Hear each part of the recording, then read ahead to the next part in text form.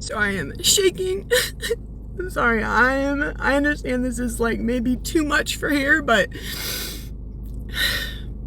got my hair done at this stupid fucking salon called Vanity Salon and Color Bar in Garner, North Carolina. I got my hair done by Ashlyn.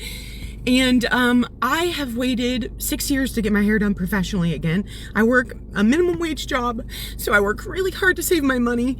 And I've just been box dyeing it with black box dye until I was able to go and get a perm. I've really wanted a perm for a really long time.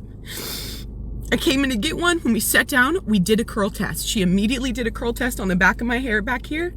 She put the product on, and then she asked me, have you had any bleach in your hair? No, not in over 10 years. Have you had any type of henna? No, never henna. I know henna won't come out, so I never touch henna.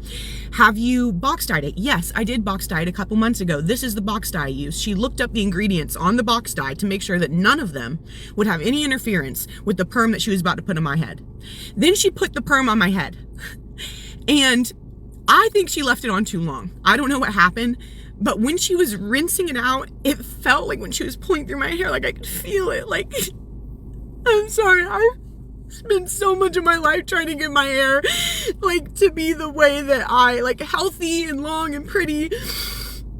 And I trusted the salon. I spent over $200 on this. I trusted the salon. So I go in there today because 5 days ago, I called them and let them know that my hair was burned, completely burned. Like my screen is like blurry right now. Sorry, I accidentally turned it off, but I'm sorry, I'm trying to calm down. 5 days ago, I left a review and I called Ashlyn and I said, this is what happened to my hair. Like, can you please refund me or do something to fix it? She said, no, I told you whenever I did your hair that there was a chance it could melt. And I don't do refunds. And then she hung up on me. So then I called the salon back and I said, hey, my stylist just hung up on me after I asked for a refund. Can I talk to the head of the salon? They said, we'll get back to you. The head of the salon will get back to you. I said, okay, thank you. I waited patiently. I waited 5 days. I even left a review on Google and Yelp, but that was it. I didn't want to come to TikTok yet and release the names of everybody because I was giving everybody a chance to do the right thing. So I wait, nobody calls. I call today and they say, hey, yeah, the owner is here today and she said she's going to give you a call before she leaves. It's just in a couple minutes. It won't be long. I said, okay. I waited. I took my 15-minute break then just so that I could wait and see if she called me. Nope, didn't call me. Didn't call me at all today. So what do? I go down to the salon for the first time since going back with my hair like this. And I walk in and I wait. I wait for over 15 minutes. Nobody comes to the desk. So I finally have to go back to one of the chairs, one of the rooms where somebody's doing something. And I said, hi, where's the owner of the salon? And she said, oh, she's not here right now. She left earlier. I said, well, can I have her number so I can call her? She was like, no, I don't give out her number. And I was like, well, is there anybody that I can talk to about getting a refund for my hair because it's melting off my head? And she was like, I have a client right now. I can't help you. How do you see a girl in tears come into your salon with hair like this, who tells you she's a single mom working a minimum wage job and she saved up for over 6 years to get her hair done just to have a nice, relaxing experience, to feel pretty afterwards? And I don't. My hair is ruined. Don't tell me to use the Olaplex. I've used the whole Olaplex kit. Don't tell me to do a certain curling thing and maybe your curling pattern won't come through. There's no curling pattern. It's completely fried. Completely fried. I literally look like I am a wet dog that's been electrocuted. And I cannot manage it. I can't even put my fingers through it without it just getting stuck. It's so bad, and it was so silky and so beautiful and so healthy before. So if you want to get your hair done, do not go to Vanity Salon and Color Bar. They'll take your money and they'll fry your fucking hair. And you know what else is so funny is that on the Yelp and the Google review that I left, the owner responded and said, we're so sorry for your experience. We want to make it right. We want to regain your trust. Please call us immediately. No response. No response. Yeah, don't come to a Vanity Salon and Color Bar. And don't book Ashlyn Argo. Okay, first of all, I can hear how upset this woman is. She says she waited 6 years to get her hair professionally done and save our money for this appointment. So imagine finally getting the chance to do something nice for yourself and then this happens. That would be heartbroken, right? Me. And the part that really got me is that she said she tried to contact the salon before going public. She called, she waited, she even waited for the owner to call her back. So she did not just wake up one morning and decide to put the salon on blast. She said she tried to sort it out privately first. Now, this is where things get interesting because I understand both sides of this conversation. If you own a business, a viral video like this can seriously damage your reputation. But at the same time, if a customer says something went wrong, you have to address it. Especially when that customer says they try to contact you multiple times. And honestly, if someone is standing in your salon crying because their hair has been badly damaged, I think most people would expect some kind of help or explanation. I absolutely had to check my blood pressure. There's so many things that I want to talk about with this video, but let me start off by saying I do believe that the stylist made a mistake here, and her hair is absolutely dry and most likely very damaged. And the reason why I say the stylist made a mistake here is because, number one, I don't do perms, but I think of perms as the same way I think of bleach. I wouldn't have never done a perm on someone who had box dyed their hair at home. I just wouldn't have done it. With that being said, from her video, she explained that the stylist did everything that I think the stylist should have done. She did a curl test. She checked the ingredients of the box dyes. She asked all the appropriate questions. So I feel like if the stylist did all that work and did all that prep and all that consultation work, I do believe that the stylist probably did tell her that there is a chance that this perm could damage your hair. That's number one.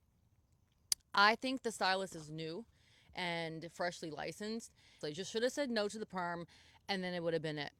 I would have absolutely given a refund to this client because she seems like she needs the money. I don't know the setup, the situation of this salon, so I don't know if they're booth renters or commission. The client is stating that she tried to contact the salon multiple times. To play devil's advocate here, the salon should have just given her a refund, or the stylist should have just given her a refund, and maybe that would have rectified the situation. On the other hand, it's almost giving that this client is problematic in the first place. Now, the very first red flag for me in this video is that she states that she saved for 6 years for a $200 service, a perm.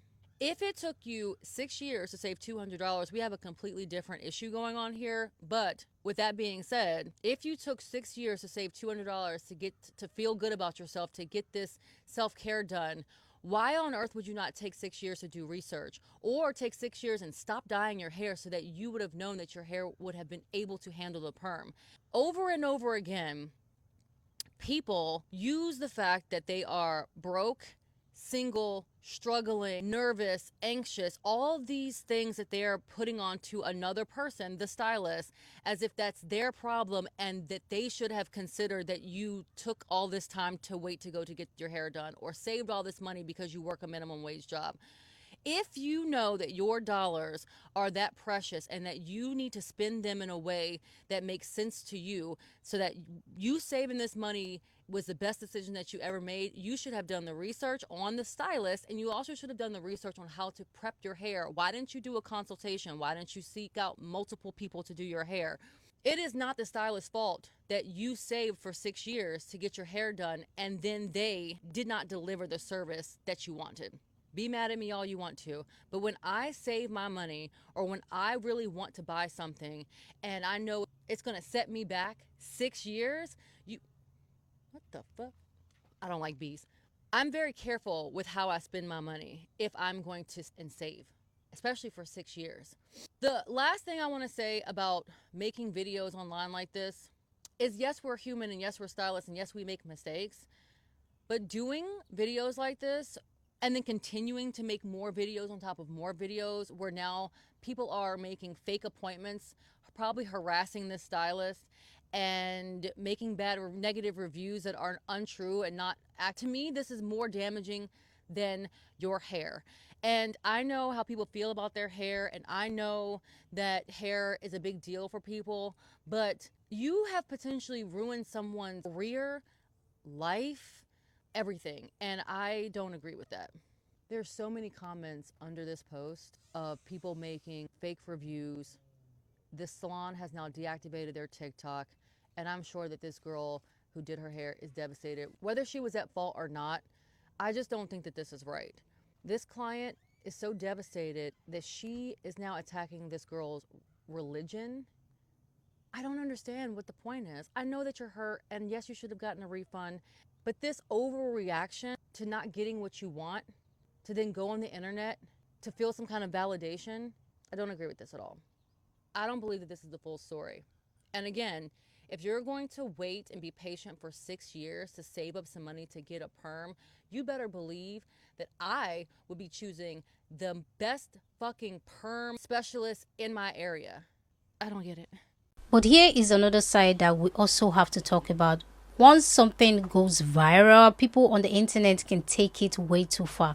Some people start leaving reviews even though they have never been to that business, and that part I don't think it's fair. You can support the customer without attacking someone you don't even know, because at the end of the day there are real people on both sides of the story. We don't know everything that happened inside that salon. We have the customer side and we have the reaction from other people. So I think it's important to leave room for the full story. But let's be honest, this whole situation could have been handled so much better if the customer really did try to contact the salon multiple times before going public.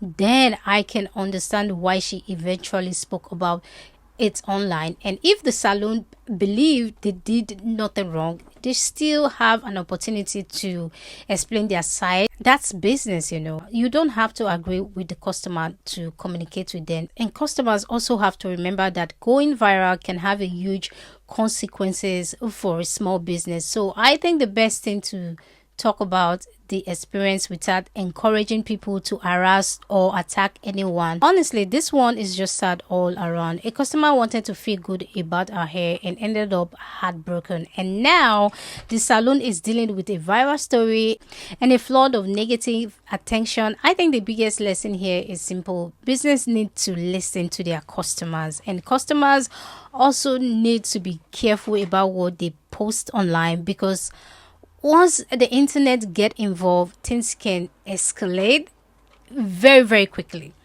Guys, I want to know what you think. Do you think the salon should have given her a refund, or do you think we need to hear more from the salon before judging the situation?